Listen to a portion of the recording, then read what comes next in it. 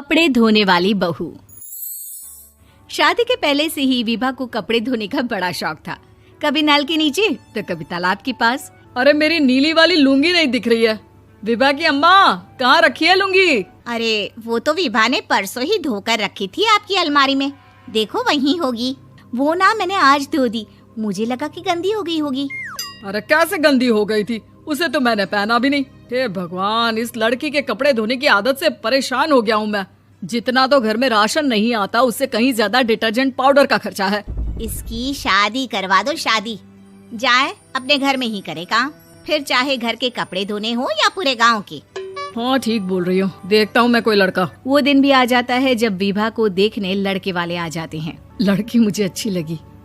होने वाली सास कहती है, बेटी अगर कुछ पूछना है तो पूछ लो। वैसे तो हमारी लड़की बहुत ही शर्मीली है, जो बोल दो वो मान लेती है, इसे क्या पूछना होगा। अरे कैसी बात कर रही हो माँ, मुझे इन लोगों के घर रहना है, सवाल तो कई है।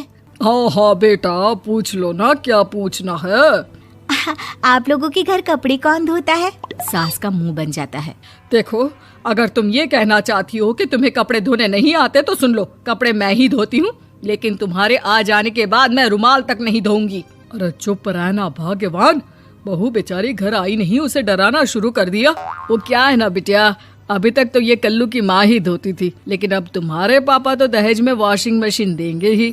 तभी विभा की माँ बोल पड़ती है, सवाल भी पूछा तो क्या। वैसे भाई साहब, मशीन की तो फिर भी कपड़े धोने की कैपेसिटी होती है। मतलब जो बिटिया दे रहे हैं ना विभा, इसे कपड़े धोने का बहुत शौक है। ये आप लोगों के क्या, आस पड़ोस गांव मोहल्ले सबके कपड़े धो दे और उफ तक ना करे। बाहर देखा नहीं आपने कितने कपड़े सूख रहे हैं? सब हमारी बिटिया ने ही तो धोए हैं। बस भी करो ना माँ, शर्म आ रही इतनी तारीफ सुनकर। और तो और एक दाग निकाल कर दिखाओ तो मान जाओ। हाँ अच्छा, माफ करना बेटा, मैंने गलत समझा। हमें तो रिश्ता बहुत पसंद है। और ऐसे जुड़ जाता है रिश्ता कपड़े धोने का शौक रखने वाली विभा का। उसकी शादी हो जाती है कोयला फैक्ट्री में काम करने वाले कल्लू के साथ। शादी के बाद अचानक विभा चिल्लाती हुई सास के पास आती है। सासू माँ, अरे सासू माँ कहाँ है आप? ये तो धोखा है, धोखा दिया आप लोगों ने मुझे। इसे ससुर के चक्कर के बारे में पता चल गया। अरे तो उसमें तुझे क्यों धोखा मिला है? अरे नल में पानी नहीं आता, कपड़े कैसे कब धुलेंगे? अच्छा, तू पानी नहीं आ रहा उसकी बात कर रही है। तो आपने क्या सोचा? कुछ नहीं। अच्छा, तेरी माँ ने कहा था कि कपड़े धोने का शौक है तुझे, याद आया मुझे। शौक बोलकर कपड़े धोने वाले मेरे जुनून को कम ना आके सासू माँ, कपड़ा धोना मेरा गुरूर है। तभी पति भी वहाँ आ जाता है। अभी मैंने इसे सनी देओल की फिल्म दिखाई है, उसी के डायलॉग मार रही है माँ। अच्छा सुन, साफ साफ बता रही हूँ, पानी सुबह 4 से 6 और शाम को 10 से 12 आता है, समझी? विभा टाइमिंग सुनकर हैरान हो जाती है। ये क्या भूतों का मोहल्ला है? सुबह 4 बजे उठकर कौन कपड़े धोता है? 4 बजे टंकी में पानी जाता है, फिर सारा दिन धोना ना, किसने मना किया? अरे कैसी बात कर रही हैं? 200 लीटर की टंकी में कितने कपड़े धो लूंगी मैं, सुबह ही उठ जाऊंगी मैं। अब क्या था, विभा सुबह 4 से लेकर रात के 12 बजे तक कपड़े ही धोती रहती। एक रोज सास पड़ोस से निकलकर कहीं जा रही होती है कि साथ वाली कहती है, हाँ कल्लू की माँ, जरा ये बताओ कि 2 साड़ी है, 2 ब्लाउज और एक पेटीकोट और एक नाड़े वाला लंबा कच्छा। हाँ तो? अरे तो क्या, कितना लोगी धुलाई ये बताओ। धोबन दिख रहे हैं हम क्या? हमारे पति सरकारी नौकरी से अभी रिटायर हुए हैं और बेटा सुपरवाइजर है कोयला फैक्ट्री में। धोबन समझ रखा है हमें?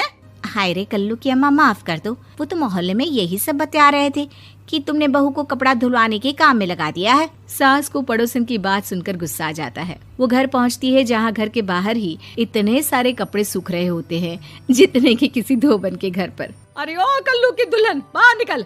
माँ जी यहीं आ जाओ, बाथरूम में चादर धो रहे हैं हम। अरे अभी हम धोते हैं, तुमको बाहर निकलो। ये आस पड़ोस वाले बोल रहे हैं कि हम बहू से कपड़े धुलवा कर उसे कपड़ा धोने वाली बना दिए हैं।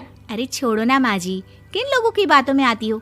आस पास के लोगों का तो काम ही होता है कि वो किसी तरह सास बहू को लड़ा दे। बहू सारे घर के कपड़े धोती है, ये क्या कम है? बोलिए। सास को भी लग जाता है कि वो बहू का ये सनकीपन नहीं छुड़वा सकती, इससे अच्छा है कि खुद ही चुप हो जाए।